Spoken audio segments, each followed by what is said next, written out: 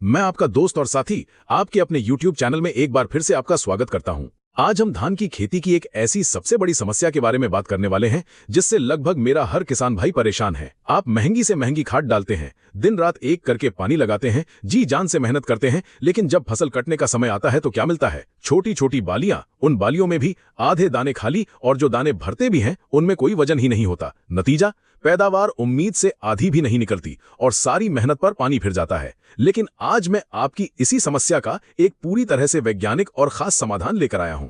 आज इस वीडियो में मैं आपको कोई 10 अलग अलग दवाइयां या टॉनिक नहीं बताऊंगा, बल्कि वो एक खास तरीका बताऊंगा जिसे अपनाकर आप अपनी धान की फसल में बालियों की संख्या को 2 गुना कर सकते हैं और हर एक दाने को वजनदार और चमकदार बना सकते हैं। ये कोई जादू नहीं, बल्कि खेती का वो विज्ञान है जिसे बड़े बड़े कृषि वैज्ञानिक अपनाते हैं और जिसे अगर आपने सही समय पर सही तरीके से इस्तेमाल कर लिया तो यकीन मानिए इस साल आपकी धान की पैदावार पिछले सारे रिकॉर्ड तोड़ देगी। तो मेरे साथ इस वीडियो के अंत तक बने रहिएगा, क्योंकि एक भी जानकारी छूटी तो आप उस बम्पर पैदावार से चूक सकते हैं जिसका हर किसान सपना देखता है। किसान भाइयों, अक्सर हम एक बहुत बड़ी गलती करते हैं। हम बालियों के बारे में तब सोचना शुरू करते हैं जब वो हमें दिखाई देने लगती हैं, लेकिन सच्चाई यह है कि दोगुनी और लंबी बालियों की नींव फसल की शुरुआती अवस्था में ही रख दी जाती है। जी हां, रोपाई के बाद के पहले 40 से 50 दिन वो समय होते हैं जब पौधा ये तय करता है कि उसे कितने कल्ले बनाने हैं और उन कल्लों में बनने वाली बालियों का आकार क्या होगा।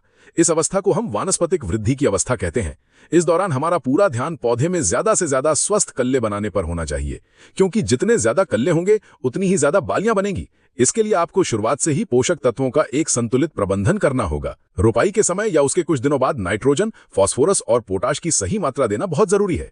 इसके साथ ही जिंक सल्फेट का प्रयोग करना ना भूलें। जिंक की कमी से धान में खैरा रोग लगता है, जिससे पौधे की बढ़त रुक जाती है और कल्ले नहीं बन पाते। आप चाहें तो अच्छी कंपनी के सूक्ष्म पोषक तत्वों का मिश्रण भी इस्तेमाल कर सकते हैं, जिससे पौधे को सभी जरूरी तत्व मिल सकें। कई किसान भाई इस अवस्था में ग्रोथ प्रमोटर जैसे कि समुद्री शैवाल से बने टॉनिक यानी सीवीड एक्सट्रैक्ट का भी इस्तेमाल करते हैं, जो जड़ों का विकास तेज करते हैं और कल्लों की संख्या बढ़ाने में मदद करते हैं। याद रखिए, शुरुआती 40-50 दिन आपकी फसल की नींव है और नींव जितनी मजबूत होगी, इमारत उतनी ही बुलंद बनेगी। अब आते हैं उस सबसे महत्वपूर्ण पड़ाव पर जो आपकी पैदावार को या तो आसमान पर पहुंचा सकता है या फिर जमीन पर गिरा सकता है। यह अवस्था है गबोड़ अवस्था या बूटिंग स्टेज। ये वो समय होता है जब धान के पौधे के तने के अंदर एक नन्ही सी बाली बननी शुरू हो जाती है। ऊपर से देखने पर आपको झंडा पत्ती, सबसे ऊपर वाली पत्ती दिखाई देगी और पौधे का तना नीचे से हल्का फूला हुआ महसूस होगा। यही वो नाजुक समय है जहाँ ज्यादातर किसान एक ऐसी गलती कर बैठते हैं जो उनकी साल भर की मेहनत को बर्बाद कर देती है। वो गलती है इस अवस्था में यूरिया यानी नाइट्रोजन का इस्तेमाल करना। जैसे ही किसानों को लगता है कि बालियां निकलने वाली हैं, वो पैदावार बढ़ाने के लालच में यूरिया डाल देते हैं, लेकिन ये जहर का काम करता है। इस समय पर यूरिया डालने से पौधा अपनी सारी ताकत बाली बनाने की जगह अपनी ऊंचाई बढ़ाने और पत्तियों को हरा करने में लगा देता है। इससे फसल की अनावश्यक बढ़त होती है, पौधे कमजोर हो जाते हैं और तेज हवा चलने पर गिर जाते हैं।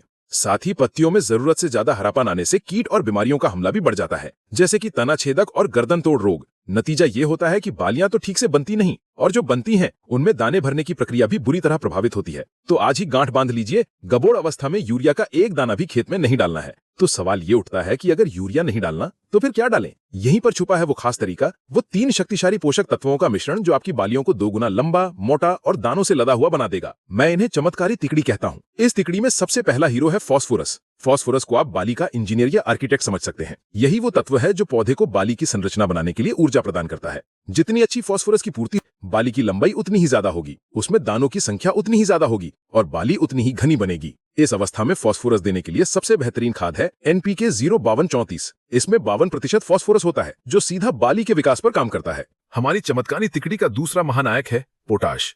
पोटाश को आप फसल का क्वालिटी मैनेजर कह सकते हैं। इसका काम है पौधे द्वारा पत्तियों में बनाए गए भोजन, स्टार्च और शुगर को पाइपलाइन की तरह सीधा उस नन्ही सी बाली तक पहुंचाना जो तने के अंदर पल रही है। पोटाश ही दानों के अंदर स्टार्च भरता है, उन्हें मोटा बनाता है, उनमें चमक पैदा करता है और उनका वजन बढ़ाता है। इसके अलावा पोटाश पौधे के तने को मजबूती देता है, जिससे फसल गिरती नहीं है और रोगों से लड़ने की क्षमता भी बढ़ती है। NPK 05234 में 34% पोटाश भी होता है जो इस जरूरत को पूरा करने में मदद करता है।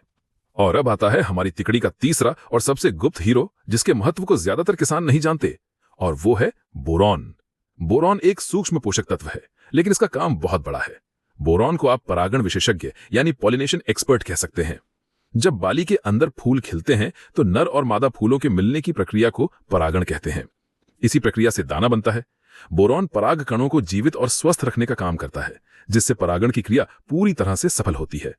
अगर बोरॉन की कमी हो तो परागण ठीक से नहीं हो पाता और बालियों में दाने खाली रह जाते हैं, जिसे हम पोचा या पफरा कहते हैं। बोरॉन ये सुनिश्चित करता है कि आपकी बाली का हर एक फूल दाने में बदले, जिससे बालियां पूरी तरह से भरी हुई हों। साथ ही ये पोटाश की मदद करता है भोजन को दानों तक पहुंचाने में। तो अब आपको इन तीनों हीरो की ताकत का पता चल गया है। अब आपको इनका इस्तेमाल कैसे करना है वो ध्यान से सुनिए। जब आपकी फसल गबोड़ अवस्था में हो, यानी झंडा पत्ती निकल आए और तना फूलने लगे, तो आपको एक स्प्रे तैयार करना है। इसके लिए आपको लेना है NPK 05234 1 किलोग्राम प्रति एकड़ के हिसाब से। इसके साथ आपको मिलाना है 20% वाला बोरॉन 100 से 150 ग्राम प्रति एकड़। इन दोनों को लगभग 150 से 200 लीटर पानी में अच्छी तरह घोलकर अपनी फसल पर समान रूप से स्प्रे कर दें। स्प्रे करते समय ध्यान रखें कि खेत में पर्याप्त नमी होनी चाहिए ताकि पौधा इन पोषक तत्वों का पूरा लाभ उठा सके। ये एक स्प्रे आपकी फसल के लिए संजीवनी बूटी का काम करेगा। ये बाली की लंबाई भी बढ़ाएगा और दानों का भराव भी सुनिश्चित करेगा। किसान भाइयों, हमारा काम सिर्फ गबोड़ अवस्था में स्प्रे करने से खत्म नहीं होता। बालियां निकलने के बाद और दूध भरने की अवस्था, मिल्किंग स्टेज में भी हमें फसल का ध्यान रखना होता है। जब बालियां में लगभग आधे फूल झड़ जाएं और दाने भरने शुरू हो जाएं, उस समय पौधे को सबसे ज्यादा जरूरत होती है पोटाश की। इस समय फास्फोरस या नाइट्रोजन की कोई खास आवश्यकता नहीं होती। पोटाश का काम होता है पौधे ने अब तक जितना भी भोजन अपनी पत्तियों और तने में इकट्ठा किया है, उस सबको निकालकर दानों में भरना। इस काम के लिए आपको एक और स्प्रे करना है। ये स्प्रे होगा NPK 0050 सल्फेट ऑफ पोटाश का। इसकी भी आपको 1 से 1.5 किलोग्राम मात्रा प्रति एकड़ के हिसाब से 150 से 200 लीटर पानी में घोलकर स्प्रे करनी है। NPK 0050 के स्प्रे से दाने एक समान भरेंगे, दाने चमकदार और वजनदार बनेंगे, जिससे आपकी उपज में काफी अच्छी बढ़ोतरी होगी। इस पूरी प्रक्रिया के दौरान, खासकर दाना भराव के समय, खेत में नमी बनाए रखना बहुत जरूरी है। पानी की कमी से दाने सिकुड़ सकते हैं और पैदावार घट सकती है। तो चलिए एक बार फिर से इस पूरे खास तरीके को संक्षिप्त में दोहरा लेते हैं। सबसे पहले फसल के शुरुआती 40 से 50 दिनों में संतुलित खाद और जिंक का प्रयोग करके ज्यादा से ज्यादा कल्ले तैयार करें। दूसरा और सबसे महत्वपूर्ण कदम, गबोड़ अवस्था आते ही, यानी जब तना फूलने लगे, तब यूरिया का प्रयोग बिल्कुल बंद कर दें और NPK 05234 1 किलो प्लस बोरॉन 100 से 150 ग्राम का प्रति एकड़ के हिसाब से स्प्रे करें। तीसरा कदम, जब बालियों में दाना भरने की अवस्था शुरू हो,